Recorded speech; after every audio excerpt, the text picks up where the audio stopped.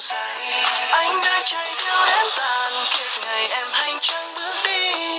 Mặt hồ phản chiếu bóng người nhưng cũng muốn em mãi ở lại. Sẽ không còn những cánh diều những buổi chiều tung tăng với mây. Gió kêu gào em ơi xin hãy quay về. Ai cũng phải có khát vọng trong cuộc sống này phải không em?